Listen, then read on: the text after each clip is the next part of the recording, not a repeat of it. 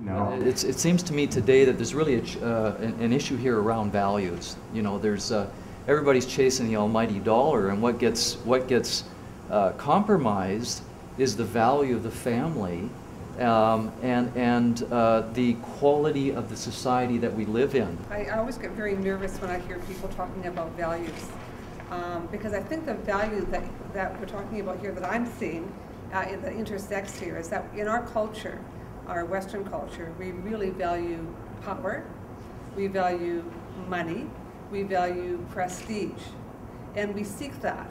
And our kids do not, they learn that lesson from us, the adults. And we admire that greatly. And so we have our young people, when we talk about values, I think they learn our values really well. I think we have taught them very well. They are not confused by it at all. I mean, for those of us who had the good fortune to travel to places like Japan or China or India, I mean, these are cultures that are centuries old, and there's just so many things that you can learn when you go there. And unfortunately, you know, we don't have that kind of history here, and unfortunately, we don't seem to have the emphasis put on developing those kind of values in our society. So I'm really pleased to see things like cultural centers that offer a variety of programs, this film series and so on, that help us celebrate the diversity of culture, you know, in the society that we live in. And it's encouraging to hear that at a high school level, perhaps even at earlier levels, junior high or whatever, that there is this emphasis on looking at, you know, what are our values. They actually divide a course, teacher values. Mm. I think I see Asian faces are all nodding their head, probably even in India. But the thing about here, the education system here, is that I think the value teaching is, this task is being assigned to parents. So I think I echo back to Jack about parents don't have time right now because of job, because of realistic survival reason that they don't have time to spend with their children. So I wonder how they can pass on the value to their children when their children are being seduced by the mainstream, by the pop cultures, by many things that we hold against to. So I'm not sure whether this is something that perhaps the education system here can consider, or something that we can do, because I think the value now is being lost and we want to get it back. But then we cannot just ask parents to do this because they are already overwhelmed. Back to your comment about values, because one of the things when the first generation comes over, they were very, you're caught in that conflict about leaving the values in the country you're coming from and then being immersed into this culture. So you do a lot of things to hang on to those values. And a lot of times you're taking your kids to functions, whether it's family outings, whether it's going to the temple or going to a mosque or wherever you're going to go. This generation, you don't see that as much.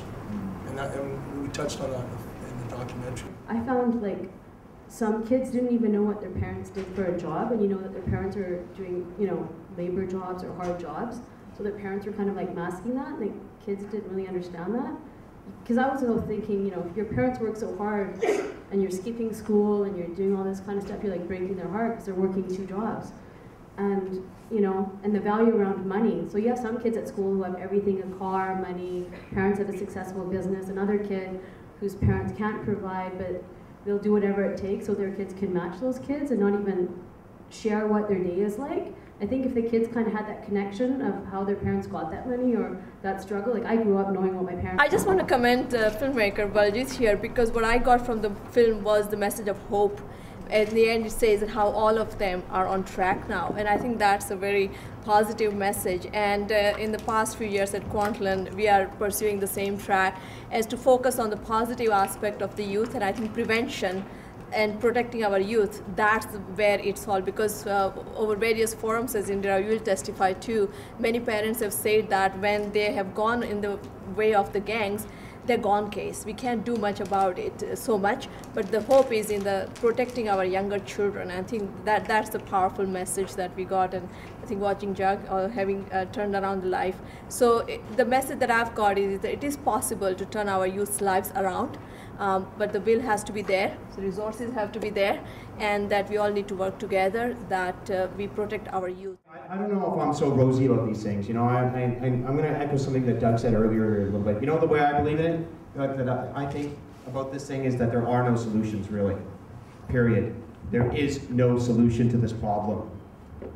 Okay? And I think that I want you guys to really sit down and think about this, because we need to think about the nature of the society that we live in, okay? I'm going to get straight to the point. The lady back there talked about values, though, and I really appreciated what you said there. Our children are exposed every day to thousands of messages telling them they're not good enough. Their jeans aren't good enough. The shirts that they have aren't good enough. The music that they listen to isn't good enough. Okay?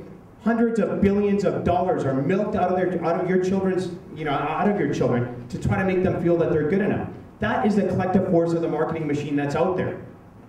Nothing is ever good enough. You cannot be. The second you're good enough, the second that we're all good enough, is the second that this entire economic order comes to a grinding halt.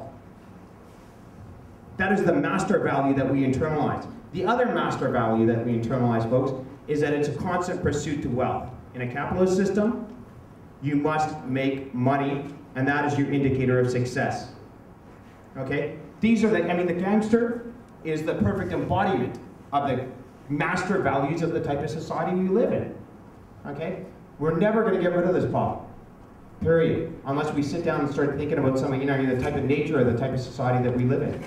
And I think that is something. What we're going to have in the meantime is just purely a stopgap measure. And that doesn't mean that we shouldn't stop fighting. And everybody here on this panel here is a fighter. And all of you people that came out to this room, I think that you're all fighting as well. And that we got to continue the fight. So, in the meantime, thanks. Thank you so much.